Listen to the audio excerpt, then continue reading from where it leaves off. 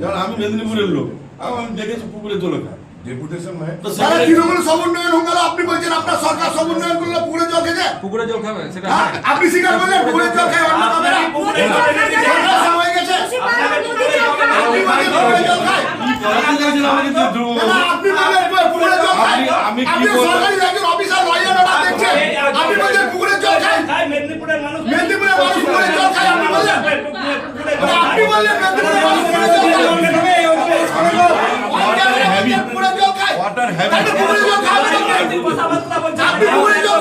কথাই যাচ্ছি না স্যার, একটা কথা ঘটনার মোটিভ কি? কথাটা শেষ করতে দিলেন। আমি দেখেছি ওখানে জলের হ্যাবিট, কেউ পুকুরের জল খায়, কেউ টিউবওয়েল ওই দুটো পাইপের, কেউ কথা হচ্ছে জলে খায়। এখন হচ্ছে কি ডিপ টিউবওয়েল, আবার এখন হচ্ছে কি এক জায়গায় ডিপ টিউবওয়েল করে সেখান থেকে পাইপ লাইনের মাধ্যমে যেটাকে জলের স্কিম বলছে। এখন ওই এলাকায় কি চলছে আমরা জানি না। ওই এলাকায় পাম্প আছে, পাম্প তার পাইপলাইন নেই, ডাইরেক্ট জল পড়ে। এক্স্যাক্টলি আপনি যেটা বলছেন সেটাই সেটা সমস্যা। 1 কিলোমিটার দূরে, ওইভাবে সমাধান করা যাবে। সেটা 1 কিলোমিটার দূরে, তাই তো সপ্তম দা? আমরা এত কজন এসেছি জলের সমস্যা নিয়ে, আপনি এসডিও সাহেব। পানীয় জলের দাবিতে বিজেপির বিক্ষোভ এসডিও অফিসের সামনে। বুধবার দুপুরে রামপুরহাট 1 নম্বর ব্লকের আয়াস অঞ্চলের বাসিন্দারা সরকারি প্রকল্পে সাধারণ মানুষকে বঞ্চনার প্রতিবাদে বিক্ষোভ দেখান। মিছিল করে রামপুরহাট মহকুমা শাসক দপ্তরের সামনে এসে উপস্থিত হন আয়াস অঞ্চলের বাসিন্দারা ও বিজেপি সদস্যরা।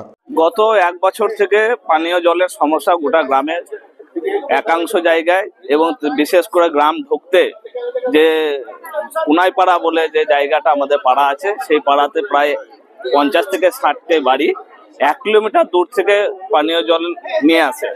এবং তার বিরুদ্ধে আমরা ভারতীয় জনতা পার্টির তরফ থেকে আমাদের পঞ্চায়েতে, আয়াস পঞ্চায়েতে ডেপুটেশন দিয়েছিলাম, এবং সেখানের যে আমাদের প্রধান সাহেবা ছিলেন সে আশ্বস্ত করেছিলেন যে দেবে। এইভাবে দেবে করে গত 1 বছর থেকে এখনো পানীয় জলের সমস্যা মিটছে না।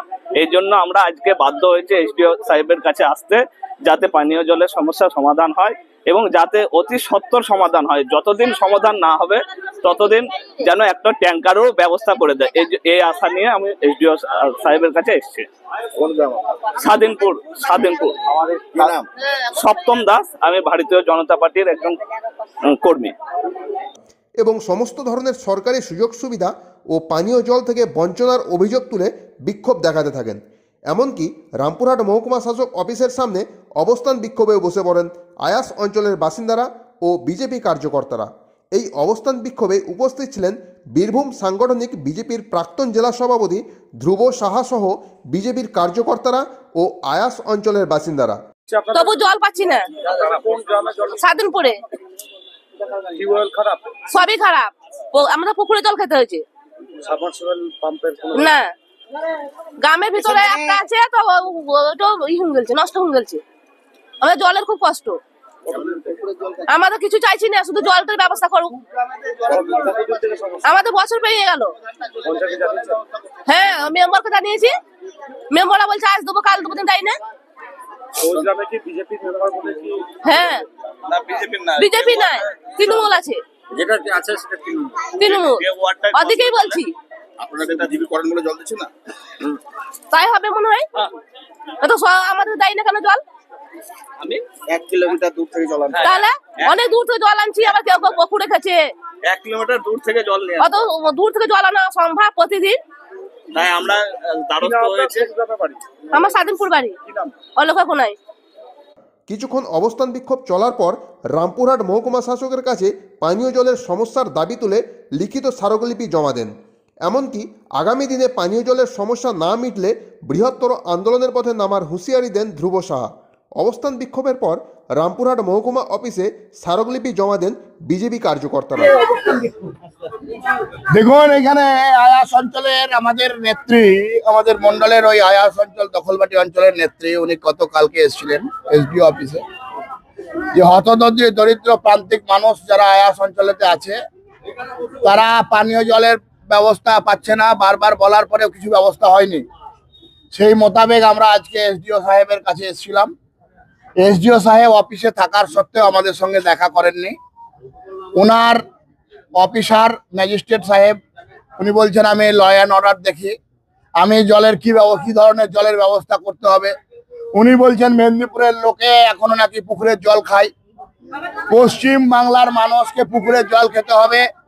এগিয়ে বাংলা ভাতা এগিয়ে আর ভিক্ষায় এগিয়ে মানুষকে জলের ব্যবস্থা এই সরকার করতে পারে না।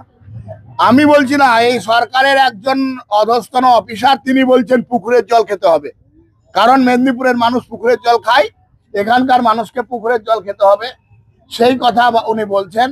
বারবার বলার পরেও এখানে কোনো জলের ব্যবস্থা হচ্ছে না। এসডিও সাহেব এটা করবেন না, উনি বলতে পারবেন না, ওনারা কিছু করতেই পারবেন না।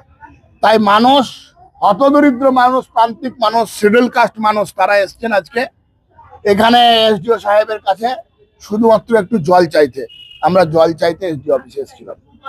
এলাকায় কি উন্নয়ন করতে, যেসব এলাকায় বিরোধীরা আছে সেসব এলাকায় উন্নয়নে বাধা হচ্ছে? যেখানে সনাতনী লোকেরা আছে সেখানে জল হয় না, রাস্তা হয় না। যেখানে ভাইজানরা আছে, যেখানে উন্নয়ন বাহিনী দুধেল গায়ে আছে, সেখানে জল রাস্তা সব হয়।